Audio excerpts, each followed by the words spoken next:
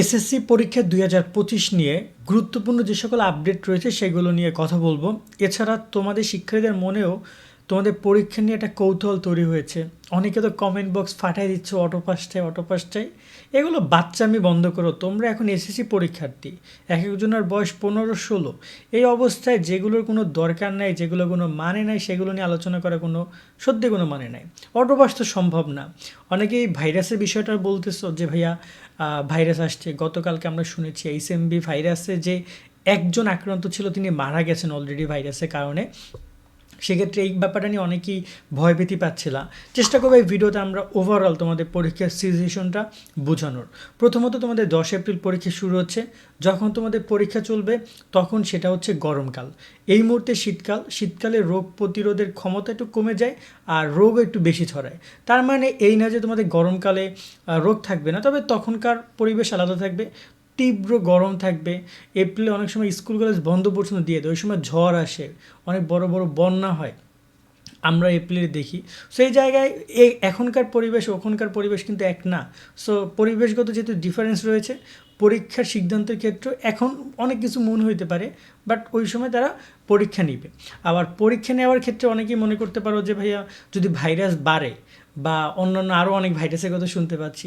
বাস্তবিক অর্থে কখন প্রাকৃতিক কোনো যদি দুর্যোগ আসে, একটা ভাইরাস সেটা একটা প্রাকৃতিক দুর্যোগ, সেটা কখন কোন পরিবেশে চলে যাবে সেটা নিয়ে তো আসলে অগ্রিম কোনো কিছু প্রেডিক্ট করে বলা যায় না। হ্যাঁ, একটা গেস করা যায়। যেমন চায়না যখন করোনা শুরু হয়েছিল, বাংলাদেশে কিন্তু প্রায় অনেক দিন পরে এসেছে।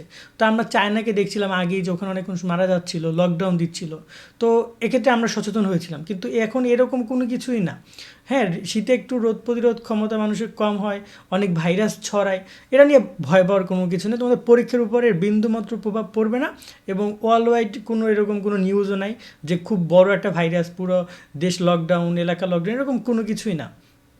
দেন আসে তোমাদের পরীক্ষা নিয়ে এবার একটু আলোচনা করতে। তোমাদের পরীক্ষার প্রশ্নপত্র তৈরি, তোমাদের পরীক্ষার ফর্ম ফিল আপ তো কার্যক্রম শেষ, এখন প্রশ্নপত্র রেডি করা হচ্ছে।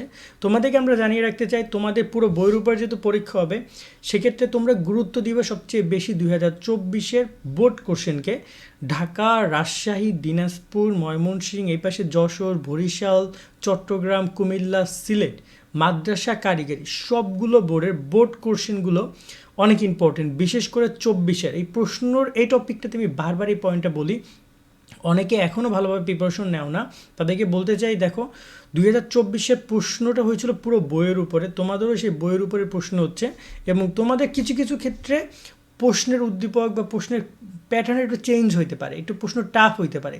গত কয়েক বছর প্রচুর পরিমাণ শিক্ষকরা বা শিক্ষা বোর্ডগুলো প্রশ্ন কোনো ক্ষেত্রে সহজ করেছে, কোনো ক্ষেত্রে কঠিন করেছে। শিক্ষার্থীদের পাশের হার বৃদ্ধি করার একটা প্রবণতা আমরা গত কয়েক সরকারকে দেখেছি, গত সরকারকে কয়েকবার দেখেছি যে তারা 1.5 লাখ 2 লাখ A+ নিয়ে আসতো, যাতে করে বুঝাইতো যে শিক্ষার মান অনেক ভালো। কিন্তু এবছর অনেকটাই বলা যায় যে পরীক্ষা কেন্দ্রের শিক্ষকদের যে মানে পরীক্ষা কক্ষ যে থাকবে, পরীক্ষা কেন্দ্রের কক্ষ, সেখানে শিক্ষকরা যা দায়িত্বে থাকবে, তারা অনেকটাই তাদের যে নর্মাল বিহেভিয়ার সেটা করবে। মানে তারা কোনো কিছু দেখাদেখি করার সুযোগ দিবে না, তারা তাদের সঠিক দায়িত্বটা পালন করবে। দ্বিতীয়ত, তোমার যে যারা মূলত প্রশ্ন তৈরি করছে, তারাও চেষ্টা করছে প্রশ্নের একটা স্ট্যান্ডার্ড মান নির্ণয় করার, যে প্রশ্নের মানটা তারা দেখে। এর আগে শুধুমাত্র বঙ্গবন্ধু, মুক্তিযুদ্ধ, হ্যান ত্যান, উন্নয়ন, এইসব নিয়ে প্রচুর কোশ্চেন আসতো, উদ্দীপক আসতো। শিক্ষার্থীরা মূল প্রশ্নের সাথে উদ্দীপকে কোনো সম্পৃক্ত পাইতো না, তো তার কারণে যা ইচ্ছে তাই লিখতো, তাই মার্ক পাইতো। বাট এবার তোমাদের ক্ষেত্রে বেশ কিছু পরিবর্তন তোমরা দেখতে পারবা। তো এই ক্ষেত্রে বলবো যে তোমরা একটু পড়াশোনার ক্ষেত্রেও যখন তোমরা পড়বা, তখন বিষয়গুলো মাইন্ডের মধ্যে সেই বিষয়গুলো তোমরা ঢুকাই নিবা, তাহলে তোমাদের পুরো ব্যাপারটা স্পষ্ট হবে। আর তোমাদের পাস মার্ক নিয়ে আমি একটু বারবার বলতে চাই, তোমরা যারা এসএসসি 25 ব্যাচ রয়েছো, তোমাদের পাস মার্কের এখানে আলাদা আলাদা একটা ডিফারেন্স রয়েছে, সেটা জেনে নিবা, বুঝে নিবা, পরীক্ষার আগেই, পড়ার আগে এগুলো বুঝে নিবা। এতে করে পরীক্ষার সময় একটা ভালো রেজাল্ট করতে পারবে তুমি। কারণ অনেকে যারা ভালো স্টুডেন্ট তাদের পাস নিয়ে চিন্তা করতে হবে না, তারা A+ নিয়ে চিন্তা করো। এবং যারা দেখা যায় খারাপ স্টুডেন্ট, তারা একটু পাস মার্ক কত, কোন বিষয়ে, সিকিউতে কত পাস, মানে যেহেতু সৃজনশীল আলাদা পাস, MCQতে আলাদা পাস, তোমাকে এগুলো জেনে নিতে হবে। তো এই বিষয়গুলোর প্রতি মনোযোগ রাখো।